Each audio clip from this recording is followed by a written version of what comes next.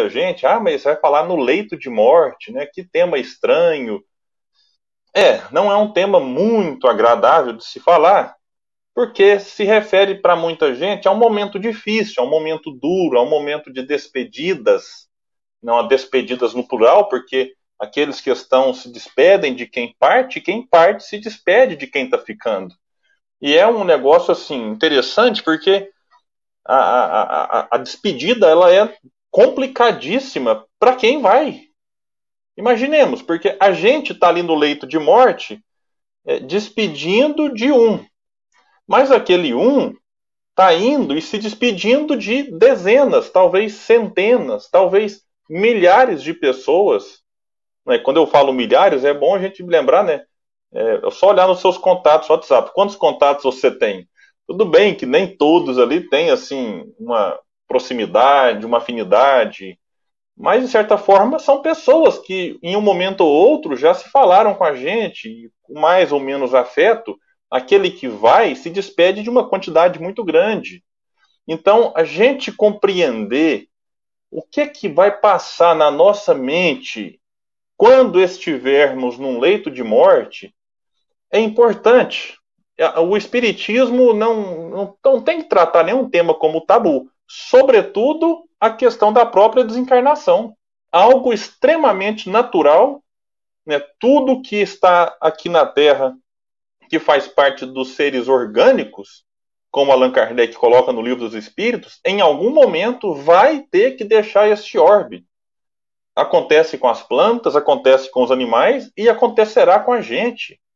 Então é um assunto que, por mais desagradável que ele seja, é necessário abordar, é necessário... Tem um livro que eu não li ainda, confesso, mas o título me chama a atenção, que é do professor Herculano Pires, que se chama Educação para a Morte. Mas o título já é por si só chamativo, porque nos mostra que é necessário a gente também se preparar para esse momento. E hoje, meus amigos, vivemos uma pandemia mundial. No Brasil, nós já temos 140 mil pessoas desencarnadas, vítimas da Covid-19. 140 mil, aquelas notificadas, que nós sabemos que pode haver aí alguma subnotificação. Mas vamos trabalhar com os números oficiais. 140 mil pessoas. E, de certa forma, não sei vocês, qual que é a percepção, mas quando estávamos assistindo a Itália perder todos os dias 400, 500, 600 pessoas, nós estávamos chocados aqui no Brasil. Aí depois começou a ter um número de 100 mortos, 500 mortos, 1000 mortos. Façam uma pesquisa. Vão em alguns sites aí que vocês busquem notícias, informações, e percebam que a notícia agora relacionada às mortes da Covid já não estão mais como as das principais. Às vezes é colocada no canto. Quando foi 1000, era manchete nos jornais, nos sites. Agora ocupa um pequeno espaço nos sites, nos jornais televisivos. Enfim, a gente se chocou mais com 1000, quando atingiu o total de 1000, do que com 1000 por dia. Isso é grave. Agora tem que ficar preocupado, paralisado, neurótico? Não.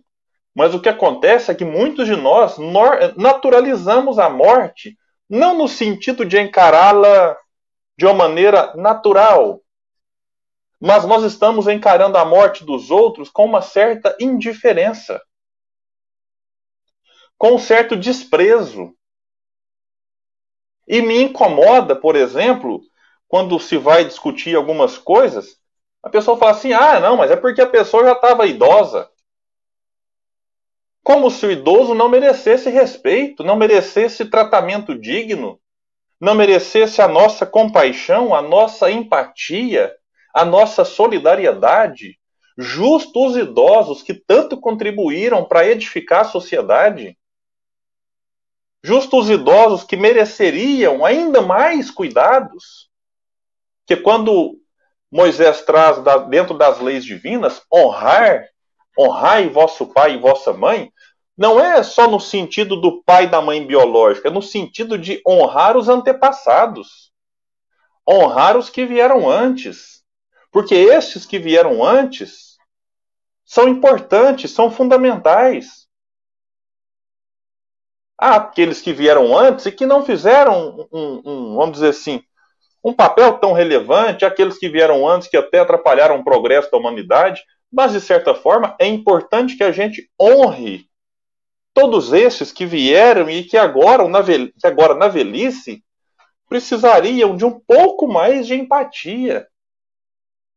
Outro indicativo de que nós estamos olhando para a morte com um olhar esquisito, para usar um termo bem tranquilo assim, é quando a pessoa fala assim, não, mas fique tranquila, a pessoa já tinha comorbidade. Então se ela tinha comorbidade, não tem problema ela morrer? É curioso, porque às vezes nós temos comorbidades e não sabemos. Talvez a pessoa não sabe, e mesmo assim, ela tinha comorbidade, mas ela vivia. Ela estava lá com a sua diabetes, né, pelejando, tentando controlar, fazendo todo o possível para não desencarnar. O fulano tinha pressão alta, tudo bem, mas ele vivia. Com mais ou menos qualidade de vida, ele ia. Então é a Covid que vem e se instala em alguns corpos, e esses corpos não aguentam e sucumbem. E aí, essa semana, até o que me levou um pouco a trazer essa reflexão, foi que, por exemplo, a avó da minha esposa desencarnou vítima de Covid. E não teve velório. Essas 140 mil pessoas não tiveram nem velório. Porque é a medida, e não estou aqui questionando e nem reclamando do fato de não ter velório. Não ter velório é uma medida sofrida para muitas pessoas, mas necessária para se evitar a aglomeração, já que o vírus precisa de pessoas para circular. Se não tem circulação, o vírus se enfraquece. Os países que tiveram maior sucesso mostraram, quanto menos circulação de pessoas, menos o vírus se propaga. E assim, não tem velório e fica um ar na família de meio que de espanto. Poxa, a gente estava acostumado a velar os corpos ali por algumas horas.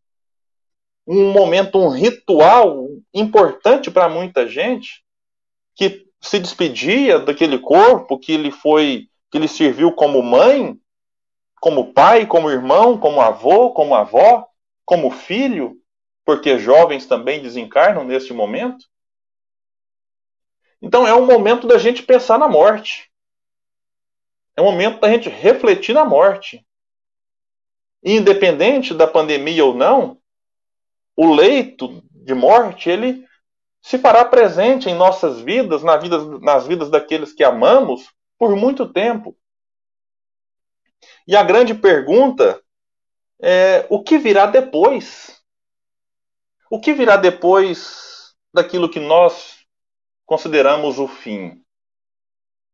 E tem uma reflexão de Leon Denis muito bonita, mas ao mesmo tempo um pouco forte, logo na introdução do livro Depois da Morte, que eu inclusive convido quem quiser compreender mais o assunto, embora Leon Denis não ficou só falando de morte o tempo todo, deixa eu pegar o livro aqui, Depois da Morte, ele é publicado pelo CELD, pela Federação Espírita Brasileira, também pela Edicel, maravilhoso livro. Ele começa fazendo uma introdução de como as antigas religiões, os antigos povos encaravam o assunto. Vai falar da Gália, dos gregos, dos indianos, dos cristãos, dos egípcios. E vem avançando, trazendo questões filosóficas, questões também com amparo da ciência, mostrando os fatos. Avança depois para as questões morais. Mas na introdução desse livro, ele faz uma reflexão que por si só já merece assim, ela já merece uma live. Vejamos o que nos diz Leon Denis. Um daqueles que você ama vai morrer. E aqui eu já chamo a atenção para a característica de Leon Denis, que ele tinha essa capacidade de escrever como se estivesse conversando com o leitor. Eu até brinco, né?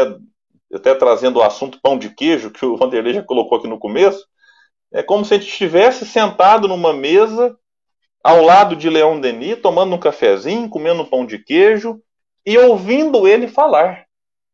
É como se ele estivesse num diálogo e falasse para cada um de nós, olhando nos nossos olhos: um daqueles que você ama vai morrer. Debruçado sobre ele, o coração apertado, você vê estender-se lentamente sobre seus traços a sombra do além. O fogo interior lança apenas pálidas e trêmulas luzes.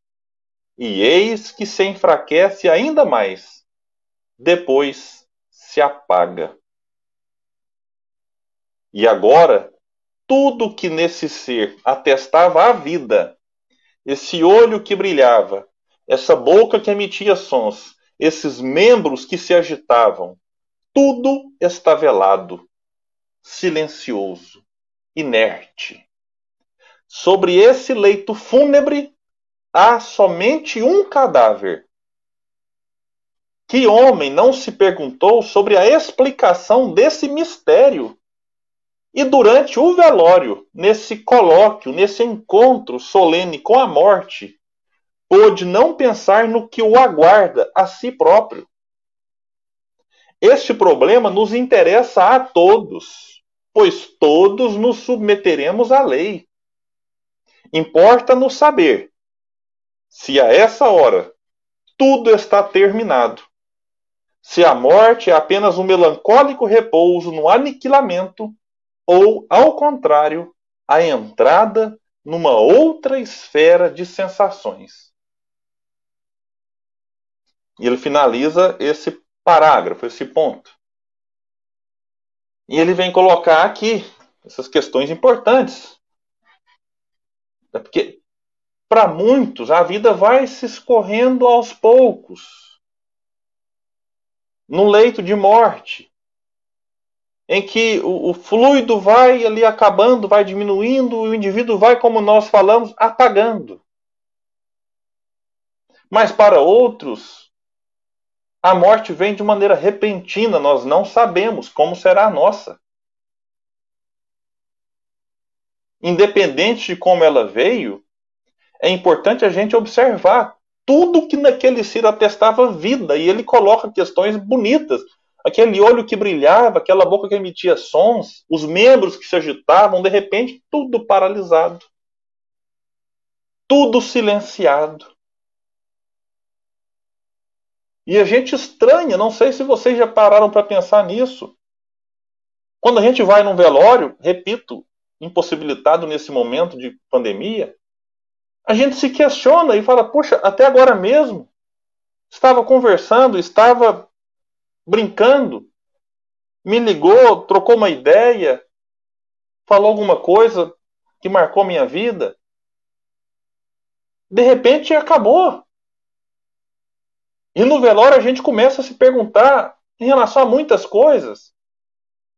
Claro que no velório a gente passa por um momento também de uma preocupação, às vezes bate um remorso, coisa que gostaria de ter feito, de ter falado, de ter dado mais atenção, de ter aproveitado mais o tempo. Isso é normal, isso faz parte, e é até bom que a gente pense nisso. Porque às vezes vai um familiar, mas ficam outros. E a dor, mesmo a dor trazida pelo remorso, ela é importante, é preciso senti-la, para que a gente não fique preso nela, mas para que a gente melhore a nossa qualidade do relacionamento com os que ficaram. Não é para ficar a vida inteira lamentando, poxa, como é que eu gostaria de ter feito, de ter falado, de ter ligado. Reconhecer os próprios erros é importante, faz bem, desde que a gente transforme esse arrependimento em melhora de vida. Porque se eu me sinto culpado e fico preso na culpa, vai fazer mal para mim e vai fazer mal para o outro. Então o Leon Denis traz aqui o velório como um ponto de reflexão. Que além da gente olhar e ter essas reflexões anteriores, do sentido de que até agora mesmo falava, brincava, se agitava, corria, agora não mais, Uma outra pergunta que muito se faz num velório é: e agora? E agora? Para onde vai? O que que aguarda? Como o Leon Denis coloca, o que que aguarda depois? Ou onde é que ele está nesse momento? E o que me aguardará? Para onde vou? Fato interessante, Leon Denis desencarnou aos 81 anos de idade. E ele então foi acompanhando, que não era tão comum desencarnar nessa idade naquela época. Ainda hoje, essa idade é superior à expectativa de vida em muitos países, inclusive no Brasil.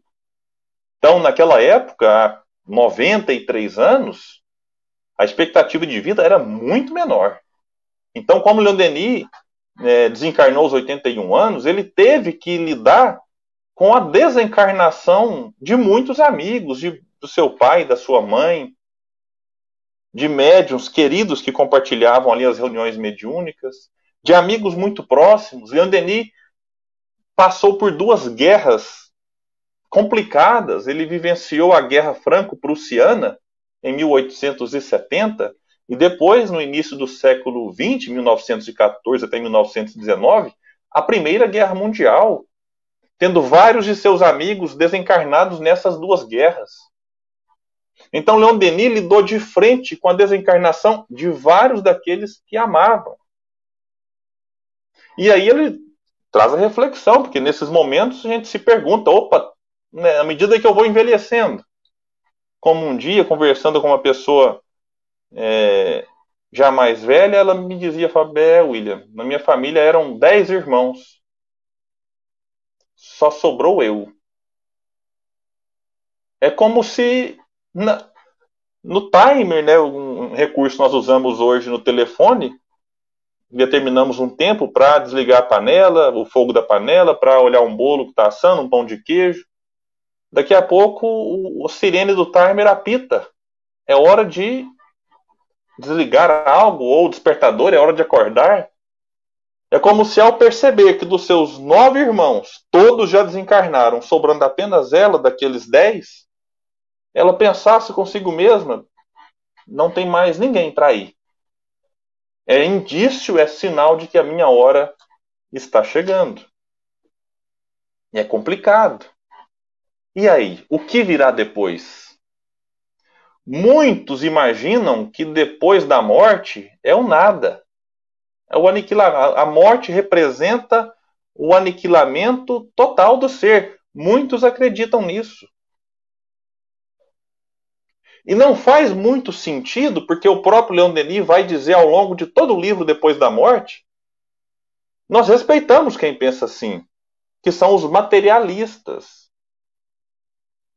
Mas o materialismo, essa ideia de fim total, de que enquanto tem atividade cerebral, existe vida. Não tendo atividade cerebral mais, não existe vida de nenhuma espécie. Ela não condiz com a própria lógica de que seria meio que estranho você ter uma vida aqui com alguns dias, alguns meses, alguns anos, mas independente do tempo que nós passamos, todos nós seremos amados por alguém, mesmo aqueles que não nasceram, mesmo aqueles que desencarnaram antes de nascer, eles foram amados pela mãe, pelo pai, por alguém. Aqueles que ficam mais tempo vão construindo ao redor de si um laço de amizade, uma relação amorosa, que seria muito cruel imaginar que depois da morte não tivesse nada. Não faz muito sentido. Não faz muito sentido sob diversos aspectos. Nessa questão das relações amorosas, puxa vida, a pessoa mais próxima a mim que desencarnou foram meus avós. É sofrido. Tem hora que eu paro para pensar, eu falo assim, mas e se realmente não tiver continuidade? Poxa, quando eu lembro do meu avô, de tudo que a gente viveu, de tudo que a gente brincou, de todas as piadinhas que ele fez comigo, né, das brincadeiras ali de avô com filho, das nossas diversões, que coisa boa é avô e avó, gente. E eu fui assim com os meus avós. Hoje eu tenho um casal de filhos aqui, e os meus filhos têm 6 meses que não abraçam seus avós. Nesse período de pandemia, viram 3 ou 4 vezes os avós de longe.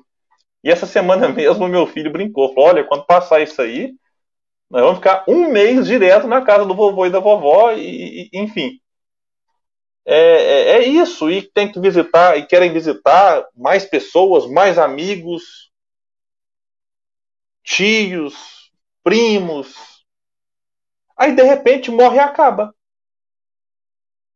Mas e aquilo que foi construído? Ah, não, aquilo ali era só para enquanto estivesse aqui, depois que morre acaba.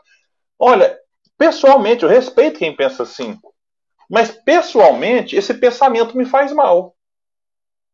Porque eu gostaria de, ao desencarnar, reencontrar meu avô, meus avós, minha avó, que eu tenho uma avó encarnada ainda, e meus avós. Eu gostaria muito. Eu e minha esposa tivemos uma gestação que não foi até o fim, teve um aborto espontâneo. Eu gostaria muito de desencarnar e encontrar esse meu filho, essa minha filha do outro lado. Ah, William, mas e se ela voltou depois e reencarnou como sua filha? Ah, será bom descobrir. Será interessante saber que é o mesmo espírito. Mas e se for um outro diferente? Vai ser bacana reencontrar e falar muito obrigado, você foi importante na nossa vida. Porque foi. Foi muito importante, mesmo não tendo nascido. Então, a ideia do nada, ela é cruel para o sentimento humano. Não é que eu vou construir uma relação agora interessada no depois. Não. Porque essas relações amorosas são naturais. Então seria muito cruel essa ideia de finitude. E, sem falar na questão, não vou aprofundar nisso, porque aí já é um outro lado, que não é o nosso intuito aqui hoje. Que é a questão de que cada um deve, em algum momento, arcar com as consequências daquilo que se fez.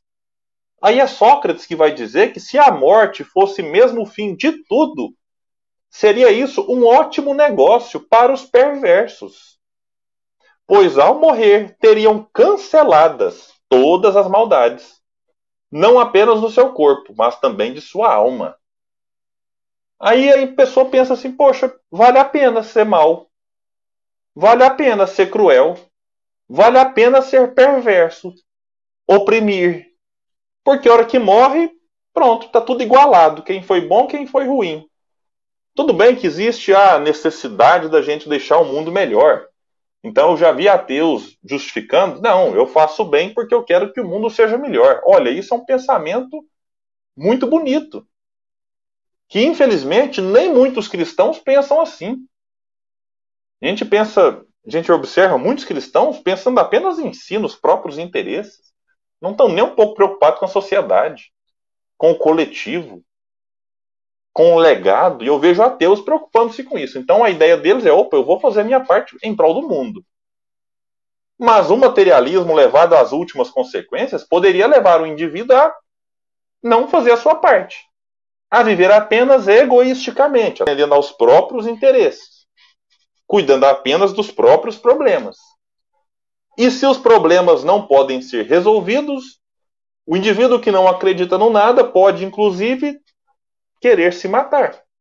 Poxa, já que eu não continuo depois, e esse problema que eu estou aqui agora, eu não enxergo solução para ele, é melhor eu acabar com a própria vida, porque assim eu acabo com o problema. Então, essa ideia do nada é perigosa. A gente precisa combatê-la. Combater a ideia, não aqueles que a têm. Que a gente, às vezes, para combater a ideia, combate quem tem a ideia, né? E aí ofende, aí briga, xinga. Não, a gente tem que trabalhar no campo das ideias, separando os indivíduos que merecem nosso respeito, nosso amor, nossa compaixão. Bom, mas então, se não tenho nada, alguma coisa tem que ter. Isso, tem que ter. Eu só quero fazer um parênteses, caso algum ateu depois resolva assistir essa live. Eu estou aqui falando de questões um pouco mais filosóficas, sentimentais, mas a continuidade da vida não é uma questão de opinião do espírita, ela foi comprovada. Caso alguém queira estudar, por exemplo, tem um livro de William Crookes, que os materialistas que estudaram química devem conhecer, por exemplo, o elemento químico chamado tálio. Esse elemento químico foi descoberto por William Crookes, então eu não posso acusá-lo de loucura e de que era alguém que não merecesse respeito. É alguém respeitável na sociedade científica. William Crookes escreveu um livro chamado, no português, Fatos Espíritas. Está tudo comprovado. Arthur Conan Doyle, o grande criador do personagem Sherlock Holmes, também merece a nossa admiração, nosso respeito. E ele escreveu um livro chamado A História do Espiritualismo, que é um tratado que não dá para ler aquele livro e duvidar que a vida continua. Então, eu só fiz questões, apontamentos filosóficos, porque o embasamento científico mereceria outra palestra. Mas eu deixo aqui apenas estes 2 livros, profundamente científicos, para quem quiser depois pesquisar. E temos vários outros. Bom, então, se a vida continua, como esses 2 comprovaram, para onde vamos? Para o céu? O céu parece que não é tão agradável assim. Que essa ideia de descanso eterno, gente, não faz sentido. Não faz sentido nem aqui na Terra. Tudo no universo está em movimento. Tudo nos convida ao trabalho. Quando eu falo trabalho, não é só algo remunerado, não. É trabalho, toda ocupação útil, como vai dizer os espíritos. E nós vivemos em busca de uma ocupação útil. Basta perceber que quando a pessoa, por exemplo, aposenta, ela aposenta daquele trabalho, mas ela procura se sentir útil para a sociedade. Aí ela vai cuidar do jardim, ela vai se dedicar mais à tarefa do centro espírita, ela fica querendo pintar a casa, ela não para. Quando a gente fica doente, impossibilitado de fazer o que fazíamos antes, e somos obrigados a ficar aí 1 mês, 2 meses, parados, deitados numa cama, a gente fica desinquieto, querendo fazer alguma coisa. Agora, por que a gente vai desencarnar para não fazer nada, para ficar lá ouvindo um som de harpa? Às vezes deitado numa rede, eu já vi algum céu, o povo está deitado na rede, assim, em cima das nuvens, pulando, fazendo nada. Mas é um negócio extremamente sem sentido. Um dia eu vi uma piada que a pessoa brincou, falou, olha, se for pra gente parar para pensar mesmo assim, o inferno seria até mais emocionante, porque parece que é mais agitado. Que essa coisa muito monótona de um céu não faz sentido. Não faz sentido. Mas e o inferno?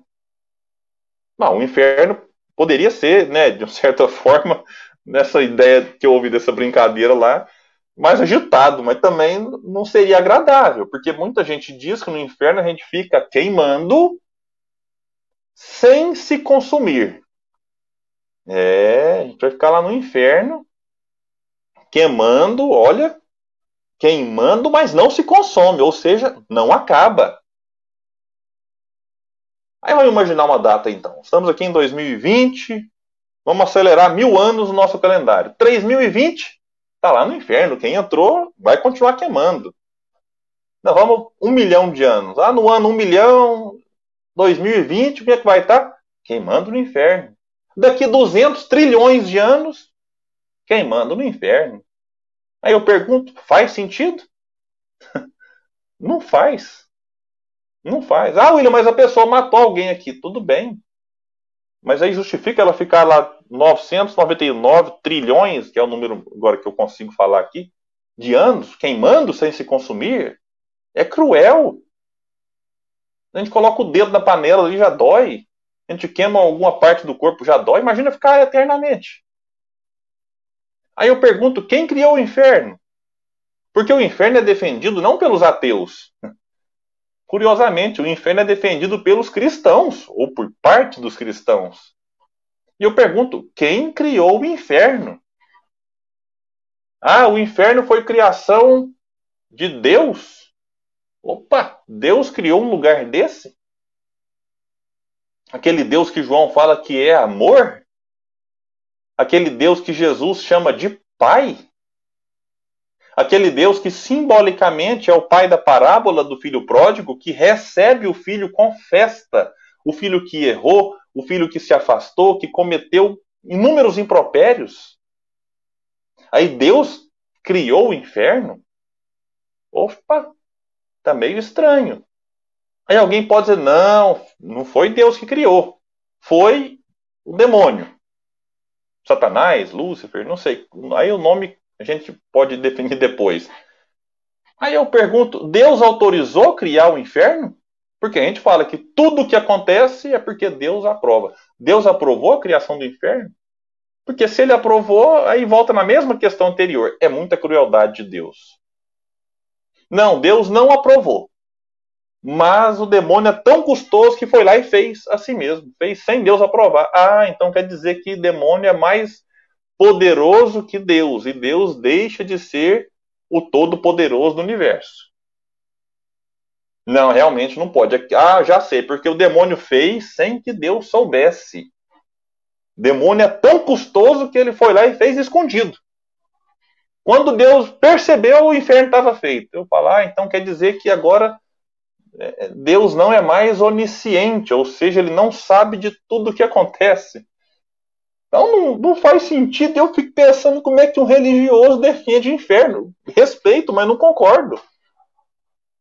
E aí Leon Denis vai dizer que muitas vezes os ateus, que nós já falamos muito aqui hoje, eles são empurrados para o ateísmo. Por quem? Pelos religiosos.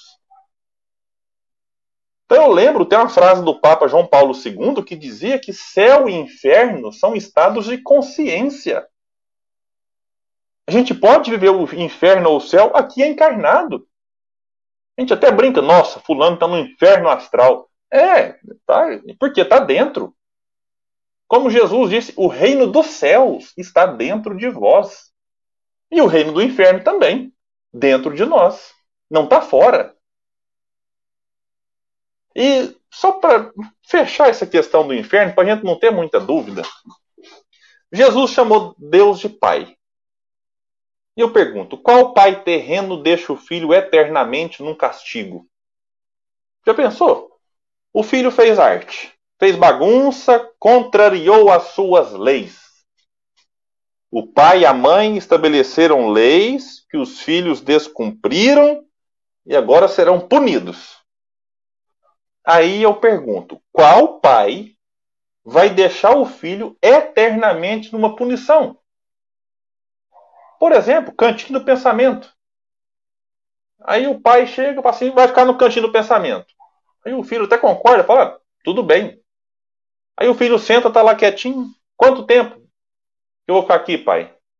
Já pensou o pai virar para o filho e falar assim, não, fique tranquilo, você vai ficar até se desencarnar.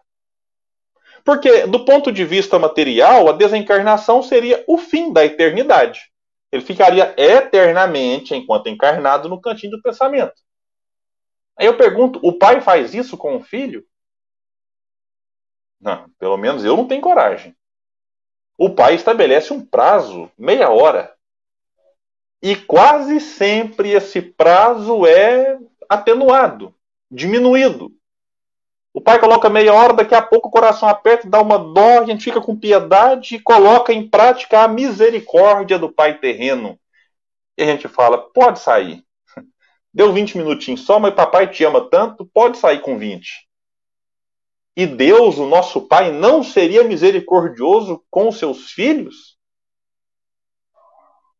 Então é só para a gente pensar um pouco a respeito dessa ideia de inferno. E aí a gente vai trazer, então, a ideia espírita, que nada mais é do que o que próprio Jesus disse, né? Há várias moradas na casa do Pai. Se fosse só duas, céu e inferno, ele teria falado, há duas moradas na casa do Pai. Não, tem um purgatório. Então, há 3 moradas na casa do Pai? Não faz muito sentido. Então, para o espírita, a morte não é o fim. Primeiro ponto. E como Chico psicografou, a morte é a mudança completa de casa sem mudança essencial da pessoa. Então eu mudo do local em que eu estou, dessa casa. Mas a pessoa que eu sou continua sendo a mesma. Eu não me transformo nem em anjo e nem em demônio. Então, quando a gente vê ela no leito de morte, fala assim, nossa, daqui a pouco eu vou virar um anjo. Daqui a pouco eu viro um santo. Não, a gente vai continuar sendo o que era. É claro que no mundo espiritual, quanto mais o tempo passa, mais as coisas fazem sentido. Então, pode-se ampliar a visão, ampliar a forma como se enxerga a vida e dar uma melhoradinha no mundo espiritual. Só que depois eu vou precisar reencarnar para de fato progredir. Para falar, opa, deixa eu ver, isso que eu aprendi no mundo espiritual vai fazer sentido. A gente então reencarna. Então a gente vai observando que estamos aqui, como muitos falam às vezes, porque virou quase um chavão, né? Estamos aqui de passagem. É verdade. Estamos aqui de passagem. E voltaremos, não sabemos quando. Eu espero que no meu caso demore bastante, né? Eu não tenho medo de morrer, mas também não estou com pressa. Então, vou ficando aqui. Não estou com vontade nenhuma de voltar antes da hora e nem de ir cedo. Mas vai saber. Vai que está escrito que eu preciso desencarnar daqui um dia. Opa! Eu espero que a minha esposa não esteja assistindo, porque senão ela já vai começar a chorar de saudade. Mas vai supor que daqui uma semana? Não sei. Então é necessário a gente compreender que estamos aqui de passagem. Passagem para voltar para onde? Para o mundo espiritual. Eu vou para nosso lar? Todo espírita quer ir para nosso lar. Fique tranquilos, tem colônia para todo mundo. Nosso lar não é a única. Então daqui a pouco eu vou começar a idealizar nosso lar como céu e umbral como inferno, achando que só existem esses dois. Fiquem tranquilos, tem lugar para todo mundo. Os espíritos eles se reúnem por afinidades. Eles se agrupam por afinidades. Então a gente vai para onde a nossa afinidade nos levar. Com possibilidade de encontros, de visitas. Como nós aqui visitamos uns aos outros. Eu estou em Uberlândia, morrendo de vontade de ir para Bilac, para Presidente Prudente, para aquela região, visitar os amigos. De Araçatuba, de Birigui, morrendo de vontade de fazer uma visita. No mundo espiritual é assim, nós visitamos amigos, familiares. Claro que existem regras. Não dá assim, agora eu quero visitar Jesus. Jesus pode me visitar, porque o superior pode visitar o inferior. Mas o inferior, aí a coisa não é tão simples assim. Como vai dizer Ernesto Bozano no seu livro A Crise da Morte. No mundo espiritual, os espíritos hierarquicamente inferiores não podem perceber os que lhes são superiores. Isto se dá em consequência de serem diversas as tonalidades vibratórias de seus corpos etéreos. Então, são corpos com vibrações diferentes. Então, há que se respeitar tudo isso. Mas há a possibilidade de reencontro. E é isso que é extremamente consolador no Espiritismo. Não apenas a continuidade da vida, mas a possibilidade real de um reencontro mais ou menos longo, vamos assim dizer. Porque não dá para, vou desencarnar e reencontrar todo mundo. Porque às vezes aqueles que eu quero reencontrar estão passando ali, de certa forma, por provas e por expiações necessárias. Mas o fato é, com toda certeza, um dia nós encontraremos aqueles que amamos. Se não for imediatamente a desencarnação, tenhamos paciência. Porque a lei de amor ela é feita para unir indivíduos e não para distanciar indivíduos. Então, todos, sem uma única exceção, daqueles que nós amamos, um dia nós encontraremos. E a grande pergunta que se faz é: sofremos, Will, eu estou no leito de morte. Eu vou sofrer na desencarnação? Ou eu não estou no leito de morte, eu serei vítima de um acidente? Eu vou sofrer a dor do impacto? Allan Kardec vai nos responder. que a alma experimenta um torpor que paralisa momentaneamente as suas faculdades, neutralizando, ao menos em parte, as sensações. É como se disséssemos um estado de catalepsia, de modo que a alma quase nunca testemunha conscientemente o derradeiro suspiro. Quase nunca, porque há exceções em que, a depender do gênero de morte, em especial aí, talvez, não estou generalizando, suicidas e criminosos, talvez eles não se sentirão paralisados aqui nas suas faculdades, porque aquela sensação será útil para que eles extraiam alguma lição da morte. Mas, como Kardec vai dizer, de uma maneira quase geral, nós não sentimos a desencarnação. E isso pode ser testemunhado através das obras, dos espíritos. Quando a gente lê, por exemplo, os romances de Emmanuel, os primeiros cristãos sendo devorados por leões, queimados vivos, ou, enfim, de formas trágicas, os próprios espíritos dizem que não sentiram. Alguns minutos ou segundos antes do corpo sucumbir aos olhos do povo, da plateia, eles já estavam ali envolvidos num fluido que lhes impedia de sentir a dor do fogo, o devorar dos leões ou a tortura aplicada antes do desencarne. Então os espíritos nos falam disso. E também aqueles que desencarnaram no leito de morte, vários trouxeram depoimentos depois de que estavam quase que numa espécie de sono, em que dormiram e de repente foram se despertando num outro local, na companhia de familiares, de equipes no mundo espiritual, lhe amparando, lhe recebendo. E as últimas batidas do coração não foram percebidas. Isso não é invenção minha, são os espíritos que passaram por isso, que vieram dizer. Então, meus amigos, o que é que a gente precisa fazer então para que a nossa desencarnação seja o mais tranquila possível, mesmo que nós sejamos vítimas em acidentes que nos levam de maneira repentina, ou eventual infarte que nos leva aqui sem que passemos pelo leito de morte, ali numa morte que se dá de maneira gradativa. A gente precisa praticar o bem. Manter a consciência o mais reta, o mais pura possível.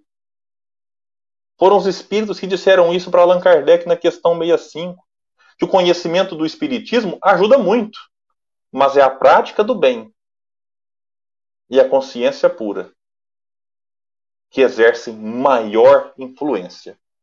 Por quê? Porque quem pratica o bem adquire amigos verdadeiros. E como vai dizer Chico Xavier, o bem que praticares em algum lugar será o teu advogado por toda parte. E da mesma forma que ninguém desencarna sozinho, ninguém. Mesmo uma mãe com um filho isolado num local, ela própria faz o parto. Ela estava junto de quem nasceu. Mas, via de regra, é uma equipe um pouco maior do que nesse exemplo. Ninguém reencarna sozinho. Há sempre alguém para nos acolher, para nos receber. Da mesma forma, ninguém desencarna sozinho. Ninguém desencarna sem amparo espiritual. Ninguém. Mesmo o ser mais perverso que nós conhecemos, ele vai ser amparado quando desencarnar. Ele pode não perceber. E é bem provável que não perceba, por conta da sombra que ele próprio criou em torno de si. Mas o amparo se fará presente.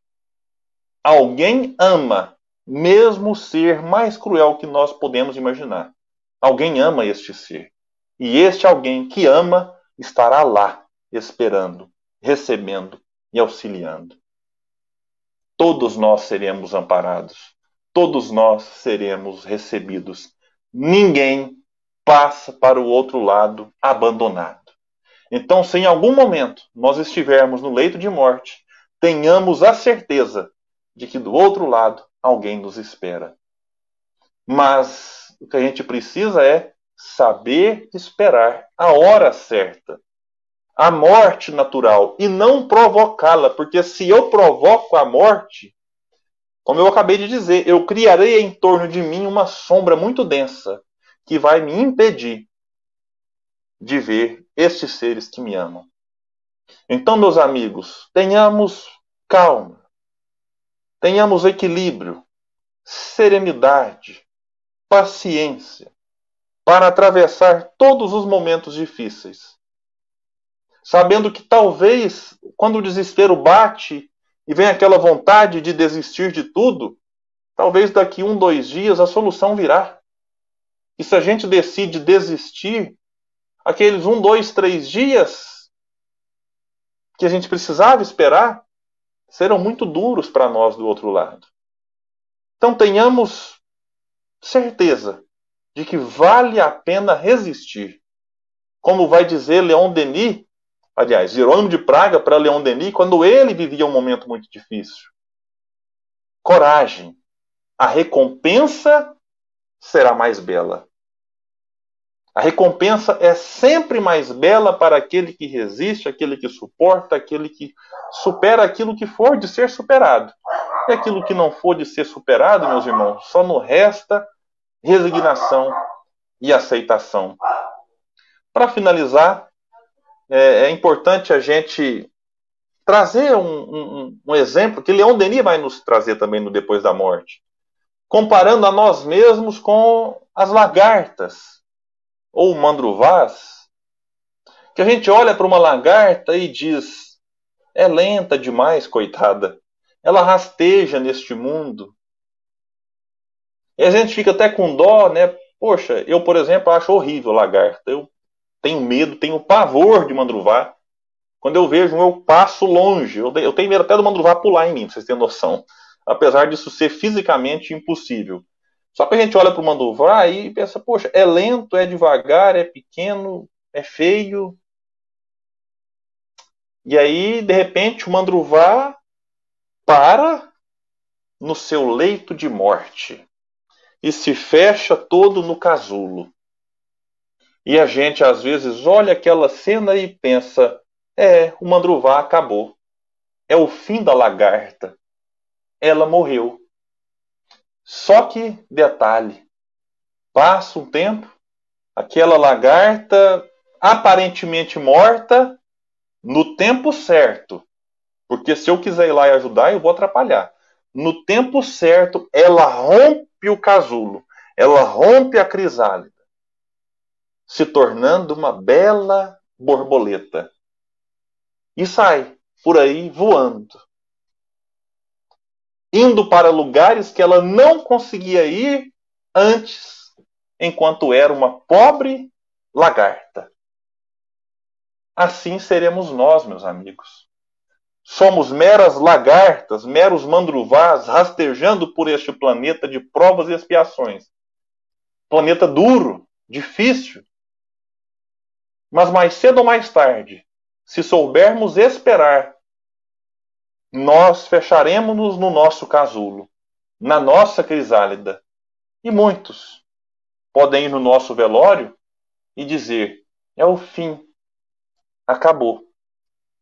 Só que, em breve tempo, todos nós romperemos o casulo, romperemos o caixão, o túmulo, para alçar voos, como a bela borboleta alçou depois de sair da sua crisálida.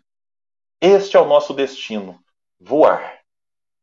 Este é o nosso, entre aspas, fim. Deixar este mundo para voar, para viajar por aí. E quanto mais o bem praticarmos aqui, maiores as distâncias poderemos percorrer quando formos para o outro lado. Como disse Sócrates: se é assim, deixe-me morrer outras e outras vezes. E nós diremos para Sócrates: morreremos, Sócrates, quantas vezes forem necessárias para que a gente chegue à condição de espírito puro. Que Jesus nos abençoe e nos inspire sempre. Muito obrigado.